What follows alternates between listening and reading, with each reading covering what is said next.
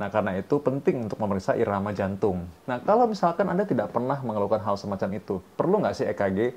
Nah, secara umum, pemeriksaan check-up jantung itu sebaiknya kita pernah periksa. Kalau Anda udah usia 20 tahun, maka sebaiknya memang pernah periksa standar. Kalau emang standar itu baik-baik aja, maka Anda boleh cek lagi 5 tahun lagi misalnya. Jadi, memang sebaiknya pernah periksa jantung. Karena ada juga gangguan irama jantung yang bisa dikenali ketika pemeriksaan dari EKG standar saja.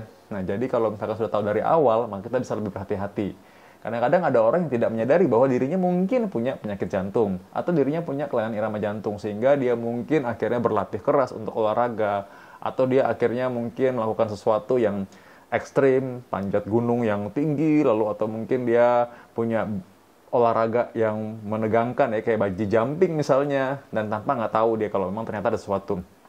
Itulah sebabnya kadang-kadang kalau orang lagi olahraga lalu kok tiba-tiba rajin olahraga kok pingsan, kok malah meninggal, kenapa? Salah olahraganya, padahal bukan. Karena mungkin nggak tahu kondisi fisiknya seperti apa, jadi dia tidak tahu di mana batasnya. Mungkin memang selama ini ketika lagi aktivitas baik-baik aja, tapi ketika sedang olahraga, itulah waktunya tiba-tiba muncullah hal semacam itu, sehingga listriknya korslet.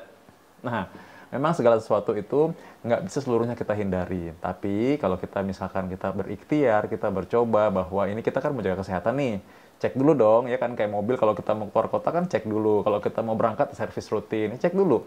Apakah tubuh kita mampu untuk menjalankan olahraga tersebut? Apakah tubuh kita cukup fit? Nah, sebaiknya kita tahu dari awal. Apabila memang ada sesuatu yang memang tidak kita inginkan, coba kita cari tahu apa pemecahannya, apa solusinya. Mudah-mudahan dengan adanya informasi ini, Anda menjadi semakin lebih tenang, namun juga semakin lebih waspada. Anda boleh kabarkan ini kepada orang-orang yang di sekitar Anda, pasti bermanfaat. Sampai jumpa lagi di Second Opinion Dr. Vito berikutnya. Dapatkan informasi medis langsung dari Dr. Vito dengan subscribe channel YouTube ini. Anda juga bisa membagikan semua informasi berharga di sini dengan cara share ke teman-teman atau kenalan Anda.